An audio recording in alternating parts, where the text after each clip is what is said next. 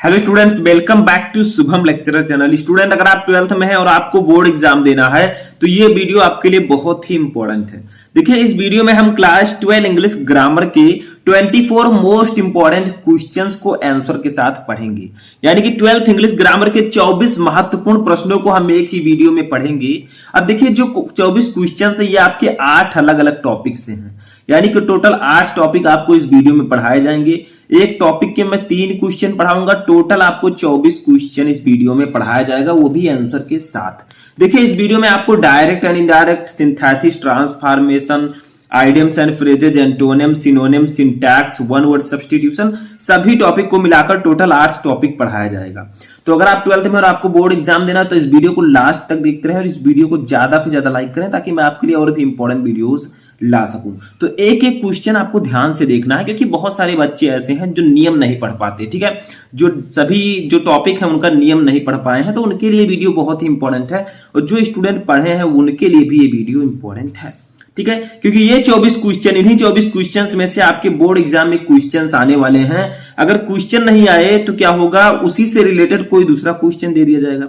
ठीक है, तो आपको स्टेप बाय स्टेप एक एक क्वेश्चन देखना है। ठीक है, 24 क्वेश्चन। देखिए, फर्स्ट हमारा डायरेक्ट एंड इनडायरेक्ट नरेशन। ठीक है, सबसे पहला टॉपिक हमारा डायरेक्ट एंड इनडायरेक्ट नरेशन। सबसे पहले हम क्या करेंगे, इसके 3 क्वेश्चंस को पढ़ेंगे। ठीक है, देखिए, जैसे she said to me I am reading a book. उसने मुझसे कहा मैं एक बुक पढ़ रही हूं। ठीक है, मैं एक किताब पढ़ रही हूं। अब ये डायरेक्ट स्पीच दिया गया है, आपको इसे इनडायरेक्ट में कन्वर्ट करना है। ठीक है, तो देखिए आपको करना क्या है, सबसे पहले देखना कि जो आपका रिपोर्टेड क्लास है उसमें कौन सा टेंस है। देखिए, आई एम रीडिंग ए बुक, मैं एक किताब पढ़ रहा हूं, ये है प्रेजेंट कंटीन्यूअस टेंस। ठीक है, अब प्रेजेंट कंटीन्यूअस टेंस है तो ये जब डायरेक्ट में इनडायरेक्ट में बदलेगा तो पास्ट कंटीन्यूअस टेंस में कन्वर्ट हो जाएगा। ठीक है, और ये आपका सिंपल सेंटेंस है। तो देखिए, हम लिखेंगे सी, यहां पर सैड टू के स्थान पर टोल्ड का यूज किया जाएगा, तो सी टोल्ड मी। ठीक है, बीच में हम लगाएंगे दैट।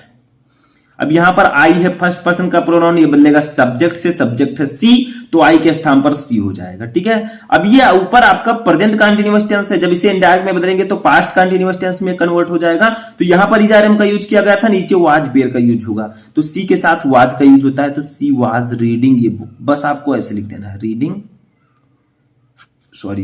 Reading a book. ठीक है, बस ये आपका इनडायरेक्ट में कन्वर्ट हो चुका है। तो आपको धीरे धीरे समझना है, एक एक आपको प्रैक्टिस करना। जैसे आप प्रैक्टिस करेंगे उसी तरह आप ये वीडियो अगर देख लेंगे तो आपको सब कुछ समझ में आ जाएगा। ठीक है, सेकंड देखिए हमारा है she said I have written the letter, यानी कि उसने कहा मैंने पत्र लिख लिया है। ठीक है, या मैं पत्र लिख चुकी हूं। ठीक है, ये कौन सा टेंस है बताइए, I have written the letter, ये प्रेजेंट परफेक्ट टेंस है। जब आप इसे इनडायरेक्ट में कन्वर्ट करेंगे तो ये पास्ट परफेक्ट टेंस में कन्वर्ट हो जाएगा। तो हम यहां पर लिखेंगे सी सैड, आपका सैड ही रहेगा। ठीक है, सी सैड दैट लिखेंगे।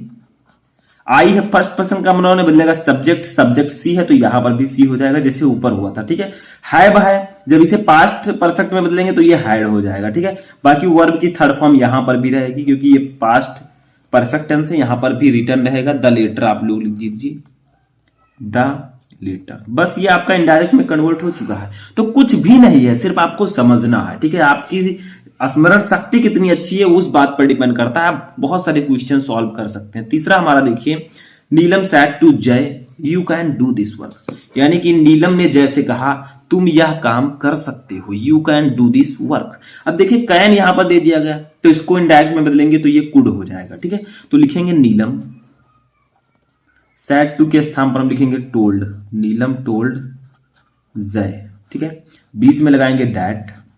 यू है सेकेंड पर्सन का प्रोनाउन, बदलेगा ऑब्जेक्ट से, ऑब्जेक्ट है जय, तो जय के लिए हम क्या लिखेंगे, सब्जेक्टिव केस ही लिखेंगे। ठीक है, जय के लिए हम ही यूज करेंगे। अगर यहां पर अस होता तो हम बी लिखते। ठीक है, उसके बाद में अगर यहां पर मान लीजिए क्या होता, यहां पर जय के स्थान पर अगर कोई लड़की होती, कोई फीमेल होती तो हम सी लिखते, तो यहां पर दैट ही। ठीक है, कैन के स्थान पर कुड हो जाएगा, could do this work, do this work. This किस में बदल जाएगा, देखिए अगर डायरेक्ट स्पीच में दिस है तो इनडायरेक्ट में जब कन्वर्ट करेंगे तो ये दैट हो जाएगा। ठीक है, तो दैट वर्क। बस ये आपका इनडायरेक्ट में कन्वर्ट हो चुका है। तो याद रखिएगा, अगर डायरेक्ट में आपका दिस दिया गया है तो उससे जब हम इनडायरेक्ट में कन्वर्ट करेंगे तो वो डायरेक्ट में कन्वर्ट हो जाएगा। ठीक है, समझ में आ गया। चलिए नेक्स्ट क्वेश्चन देखते हैं। तो देखिए जो हमारा चौथा क्वेश्चन है 24 में से जो चौथा क्वेश्चन हमारा है वो हमारे सिंथेसिस ऑफ सेंटेंसेस से है, ठीक है। यानी कि दूसरा टॉपिक हमारा है सिंथेसिस ऑफ सेंटेंसेस, क्योंकि एक एक टॉपिक के हम तीन तीन क्वेश्चंस देखेंगे। सिंथेसिस ऑफ सेंटेंसेस का मतलब क्या होता है? सेंटेंसेस को जोड़ना, ठीक है, बट उसका मीनिंग नहीं बदलना चाहिए। जैसे देखिए I found my watch, the watch was stolen, यानी कि मुझे मेरी घड़ी मिली, घड़ी चोरी हो गई थी, ठीक है। तो यहां पर क्या है, इसे आपको सिंपल सेंटेंस में कन्वर्ट करना। देखिए यहां पर दो सेंटेंस है, देखिए फुल स्टॉप यहां पर भी लगा, यहां पर भी लगा, तो दो सेंटेंस है, दोनों सेंटेंसेस को जोड़कर आपको एक सेंटेंस बनाना है और वो भी सिंपल सेंटेंस, ठीक है। तो सिंथेसिस का मतलब क्या होता है? दो या दो से अधिक सेंटेंसेस को जोड़कर एक सेंटेंस में कन्वर्ट करना। तो यहां पर दोनों सेंटेंस को जोड़कर हम सिंपल सेंटेंस में कन्वर्ट करेंगे और इसका मीनिंग भी नहीं बदलेगा, ठीक है। तो देखिए यहां पर लिखेंगे हम I found my stolen watch, stolen watch, यानी कि I found my stolen watch, यानी कि मुझे मेरी चुराई हुई घड़ी मिल गई, ठीक है, ठीक है, यानी कि मुझे वो मेरी घड़ी मिल गई जो चुरा ली गई थी, ठीक है।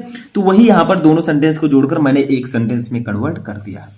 ऐसे सेकंड देखिए, we must love the poor, हमें गरीबों से प्रेम करना चाहिए। Gandhi ji taught us so, Gandhi ji ने हमें ऐसा सिखाया, ठीक है। इसे हमें कॉम्प्लेक्स सेंटेंस में कन्वर्ट करना है। तो देखिए सबसे पहले हम लिखेंगे गांधी जी, गांधी जी, कोई जरूरी नहीं है कि जो पहले उसे ही हम पहले लिखें, जिस तरह से आप बना सकते हैं उस तरह आपको लिखना है, ठीक है। तो गांधी जी टॉट अस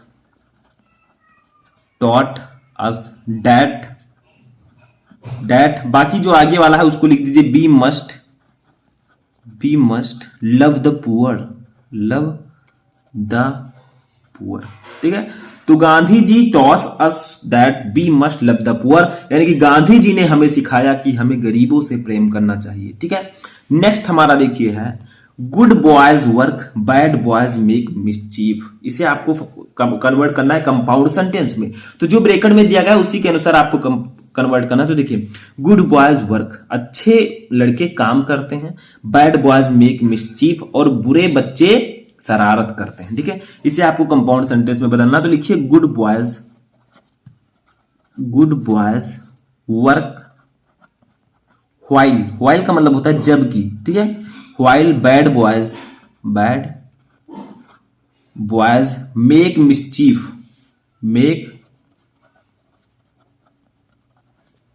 मिसचीफ, ठीक है।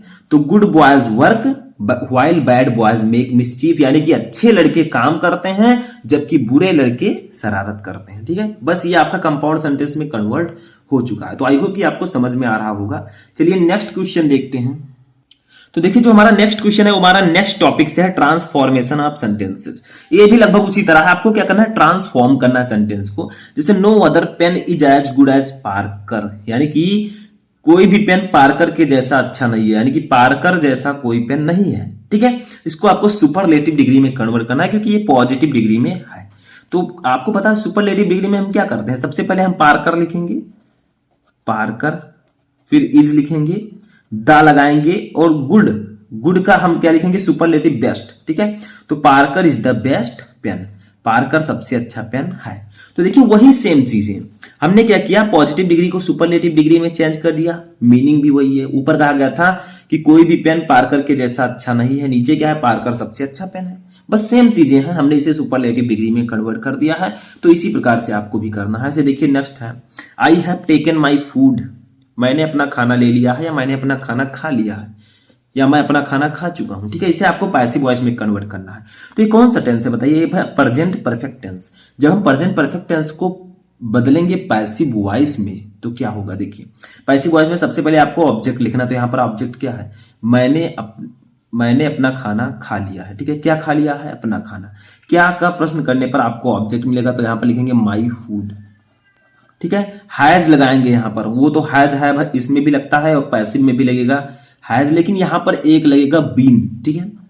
माई फूड हैज बीन, फिर टेक का थर्ड फॉर्म टेकन का थर्ड फॉर्म टेकन ही होगा, ठीक है। तो my food has been taken by लगाकर आप सब्जेक्ट लिख दिए, बाय सब्जेक्ट है आई का क्या होगा, मी, ठीक है। तो my food has been taken by me, ठीक है। इस प्रकार से आपका ये पैसिव वॉइस बनेगा। तो याद रखिएगा, अगर हम प्रेजेंट परफेक्ट टेंस का पैसिव वॉइस बनाते हैं तो चाहे जिसका बनाएंगे पहले ऑब्जेक्ट तो आपको लिखना ही होगा, फिर आपको हेल्पिंग वर्ब लिखना होगा, लेकिन यहाँ पर हैज के साथ बीन का यूज करेंगे, बाकी थर्ड फॉर्म लगाकर बाय लिखकर सब्जेक्ट को जोड़ देंगे। ठीक है, देखिए नेक्स्ट हमारा है she is too weak to pass the examination, यानी कि वह इतना कमजोर है कि वह एग्जामिनेशन पास नहीं कर सकती। इसमें आपको रिमूव टू करना है। ठीक है, ये जो टू है इसको हटाना है। तो जब हम इस टू को हटाएंगे तो यहां पर सो का यूज होगा, सी इज सो वीक, बीच में लगेगा दैट। ठीक है, दैट लगाएंगे, उसके बाद में लिखेंगे she can not pass the examination. ठीक है, एग्जामिनेशन। तो she is so weak that he she can not pass the examination, यानी कि वह इतना कमजोर है कि वह परीक्षा पास नहीं कर सकती। ठीक है, वही ऊपर कहा गया था she is too weak to pass the examination, वह इतना कमजोर है कि वह परीक्षा पास नहीं कर सकती। नीचे भी वही है, बट आपको यहां पर क्या करना है, टू को हटा देना है तो सो लगेगा। ठीक है, फिर वीक, फिर डैट लगाकर she can not pass the examination लिखना है। ठीक है, ऐसे ही आपको करना है। समझ में आ गया? चलिए नेक्स्ट क्वेश्चन देखते हैं। लेकिन नेक्स्ट क्वेश्चन जो है हमारा वो चौथे टॉपिक से सिंटैक्स। ठीक है, सिंटैक्स क्या होता है? करेक्शन ऑफ सेंटेंसेज, यानी कि सेंटेंस में जो कुछ भी गलतियां हैं उसको आप सही कीजिए। ठीक है, जो कुछ भी मिस्टेक्स हैं उसको आपको सही करना होता है। देखिए, he is my older brother, यानी कि वह मेरा बड़ा भाई है। तो अगर बड़ा भाई है तो उसके लिए हम ओल्डर का यूज नहीं करेंगे बल्कि एल्डर का यूज करेंगे। ओल्डर का कब करेंगे? जब कोई दूसरा होगा, जैसे सगा नहीं होगा। ठीक है, कोई दूसरा बड़ा भाई होगा तो उसको हम कहेंगे, तो लिखेंगे ही इज, अपने भाई के लिए एल्डर का यूज करते हैं, Elder, he is my elder brother. ठीक है, बस यही थोड़ी सी गलती थी, वो आप सही कर लेंगे, आपको नंबर दे दिया जाएगा। नेक्स्ट है one must love his country, सभी को अपने देश से प्रेम करना चाहिए, बट यहां पर अपने की अंग्रेजी हिज लगी है, लेकिन वन के साथ अपने की अंग्रेजी वंस लगता है। ठीक है, तो वन मस्ट लव, हिज के स्थान पर हो जाएगा वंस। ठीक है, वंस कंट्री, सभी को अपने देश से प्रेम करना चाहिए। ठीक है, तो याद रखिएगा वन के साथ अपने की अंग्रेजी वंस लगाते हैं। ठीक है, नेक्स्ट हमारा है your knowledge is most perfect, यानी कि तुम्हारा नॉलेज परफेक्ट है। तो जब परफेक्ट जो है इसके आगे मोस्ट लगाने की जरूरत नहीं है, क्योंकि परफेक्ट खुद में परफेक्ट है। ठीक है, मोस्ट आपको नहीं लगाना, तो यहां पर लिख दीजिए your knowledge is perfect, is perfect. ठीक है, अब ये आपका सही है। समझ में आ गया? तो यहां पर 3 सिंटैक्स मैंने आपको बताई, आई होप कि आपको समझ में आ चुका होगा। नेक्स्ट टॉपिक हमारा है आइडियम्स एंड फ्रेजेस, जिसे आप लोग हिंदी में बोलते हैं मुहावरे और लोकोक्तियां। ठीक है, तो जैसे आप हिंदी में करते हैं, जैसे क्वेश्चन दिया गया एट ए स्टोन्स थ्रो, तो सबसे पहले आप इसका अर्थ लिखेंगे, फिर इसको सेंटेंस में यूज करेंगे, वाक्य प्रयोग। ठीक है, जैसे आप हिंदी में करते हैं तो सबसे पहले इसका अर्थ लिखते हैं, एट ए स्टोन्स थ्रो का अर्थ होगा नियर। ठीक है, नियर का मतलब पास। ठीक है, इसका मतलब पास। इसका वाक्य प्रयोग करेंगे तो क्या होगा, देखिए, माई हाउस इज, ये स्टोन्स थ्रो इज, ये stones throw from railway station, from railway station. ठीक है, तो माई हाउस इज, ये stones throw from railway station, यानी कि मेरा घर रेलवे स्टेशन के पास है।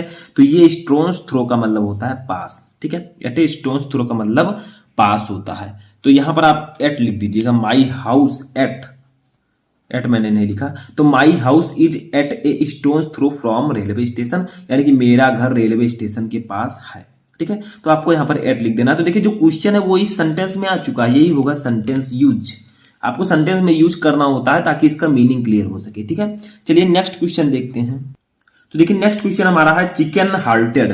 चिकन हार्टेड का मतलब क्या होता है? इसका मीनिंग होता है कवर्ड। सुना होगा आपने नाम कवर्ड। कवर्ड का मतलब डरपोक, तो चिकन हार्टेड का मतलब डरपोक। ठीक है, तो यहां पर लिखेंगे ही इज, ये chicken hearted man, he is, ये चिकन हार्टेड मैन, यानी कि वह एक डरपोक आदमी है। ठीक है, तो इस प्रकार से आपको सेंटेंस यूज करना है। देखिए यहां पर चिकन हार्टेड का यूज मैंने इस सेंटेंस में कर दिया, ये आपका वाक्य प्रयोग हो चुका है। ठीक है, नेक्स्ट हमारा है फॉर गुड। फॉर गुड का मतलब होता है फॉर एवर, यानी कि हमेशा के लिए। ठीक है, फॉर एवर इसका मीनिंग होता है। इसका वाक्य प्रयोग करते हैं I am living Delhi, I am living Delhi for good, यानी कि मैं हमेशा के लिए दिल्ली छोड़ रहा हूं। ठीक है, I am living Delhi for good, मैं हमेशा के लिए दिल्ली छोड़ रहा हूं। तो इसी प्रकार से आपको आइडियम्स एंड फ्रेजेस करने होते हैं। आपको ये जो क्वेश्चन है ये इस सेंटेंस में आना चाहिए। ठीक है, समझ में आ रहा है। नेक्स्ट टॉपिक हमारा एंटोनिम्स यानी कि विलोम शब्द। ठीक है, इसमें देखिए 16 नंबर है एम्बिजियस। एम्बिजियस का मतलब क्या होता है? इसका मतलब होता है अस्पष्ट। ठीक है, यानी कि जो अस्पष्ट ना हो। तो इसका एंटोनिम बताइए। इसका एंटोनिम हो जाएगा क्लियर, या आप लिख सकते हैं एक्सप्लिसिट। ठीक है, तो एम्बिजियस का मतलब अस्पष्ट यानी कि जो अस्पष्ट ना हो। क्लियर का मतलब अस्पष्ट, एक्सप्लिसिट का मतलब भी स्पष्ट। ठीक है, तो इसका मतलब स्पष्ट। तो एम्बिजियस का जो एंटोनिम होगा वो क्लियर और एक्सप्लिसिट होगा। ठीक है, अस्पष्ट का अस्पष्ट। ठीक है, एक दूसरे के एंटोनिम है। नेक्स्ट है बेनिफिशियल। बेनिफिशियल का मतलब होता है लाभदायक। तो इसका एंटोनिम क्या होगा? एंटोनिम का मतलब उल्टा, तो इसका एंटोनिम हो जाएगा हार्मफुल यानी कि हानिकारक। ठीक है, तो लाभदायक का एंटोनिम हानिकारक। ठीक है, समझ में आ रहा है। 18 नंबर है ड्वार्फ। ड्वार्फ माने नाटा या बौना। ठीक है, छोटा। इसका हो जाएगा टैल। टैल माने लंबा, या जेंट माने विशाल। ठीक है, लंबा विशाल। तो ये सब इसके एंटोनिम्स होंगे। समझ में आ रहा है। एक दूसरे के विपरीतार्थक शब्द जिसका अर्थ विपरीत हो। नेक्स्ट है सिनोनिम। सिनोनिम का मतलब होता है समानार्थी शब्द, यानी कि इसका हम सिनोनिम लिखेंगे, दोनों वर्ड तो से अलग अलग रहेंगे लेकिन इनका अर्थ सेम रहेगा। समानार्थी शब्द जो समान अर्थ रखते हो, जिनका अर्थ एक ही हो। जैसे देखिए 19 नंबर है फियर्स। फियर्स का मतलब होता क्या है? खतरनाक। ठीक है, तो इसका सिनोनिम क्या होगा? डेंजरस। डेंजरस का मतलब भी खतरनाक। वायलेंट का मतलब भी खतरनाक। ठीक है, तो फियर्स का मतलब भी खतरनाक, डेंजरस और वायलेंट का मतलब भी खतरनाक। ठीक है, दोनों का सेम अर्थ है बट वर्ड अलग अलग है। नेक्स्ट है लैक। लैक मतलब कमी, तो इसका क्या हो जाएगा? शॉर्टेज। शॉर्टेज का मतलब भी कमी होता है, या आप लिख सकते हैं, एक और लिख सकते हैं वांट। ठीक है, तो शॉर्टेज का मतलब आपका होता है कमी। ठीक है, समझ में आया। नेक्स्ट है क्वेरल। क्वेरल का मतलब झगड़ा, तो इसका एक हो जाएगा सिनोनिम डिस्प्यूट।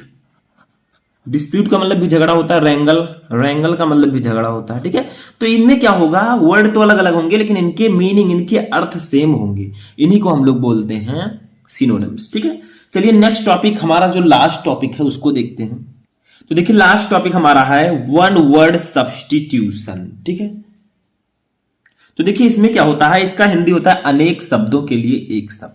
जैसे ये सेंटेंस दिया गया है, इसको हम एक वर्ड में क्या बोल सकते हैं? ठीक है, वन वर्ड सब्स्टिट्यूशन। देखिए ए पीरियड ऑफ 100 ईयर्स, यानी कि 100 साल का वर्तकाल, उसको हम क्या बोलते हैं? 100 साल का समय, उसको हम सेंचुरी बोलते हैं। शताब्दी, सेंचुरी। ठीक है, तो एक शब्द में उसे हम सेंचुरी बोलते हैं। नेक्स्ट है व्हिच कांट बी सीन, जिसे देखा ना जा सके उसे हम एक शब्द में क्या बोलते हैं? जिसे देखा ना जा सके, व्हिच कांट बी सीन, उसे हम लोग बोलते हैं इनविजिबल। ठीक है, यानी कि अदृश्य। ठीक है, समझ में आ रहा है। नेक्स्ट हमारा लास्ट क्वेश्चन है, ये person who depends on others, यानी कि वह व्यक्ति जो दूसरों पर निर्भर होता है, उसे हम क्या बोलते हैं? वह व्यक्ति जो दूसरों पर निर्भर होता है उसे हम बोलते हैं पैरासाइट। पैरासाइट का मतलब परजीवी जो दूसरों पर निर्भर करे। ठीक है, उसे हम लोग वन वर्ड्स में बोलते हैं पैरासाइट। तो यहीं पर आपका ये वीडियो समाप्त होता है। यहां पर मैंने आपको 24 मोस्ट इंपॉर्टेंट क्वेश्चन आंसर बताया। अब आप लोग कमेंट बॉक्स में बताइए कि इनमें से कितने क्वेश्चन पहले से पता थे। कैसा लगा आपको ये वीडियो पसंद आया तो सबसे पहले इस वीडियो को कर दीजिएगा लाइक, चैनल पर नए चैनल को कर दीजिएगा सब्सक्राइब और बेल आइकन को भी प्रेस कर लीजिएगा ताकि सभी इंपॉर्टेंट वीडियो आपको टाइम से मिलते रहें।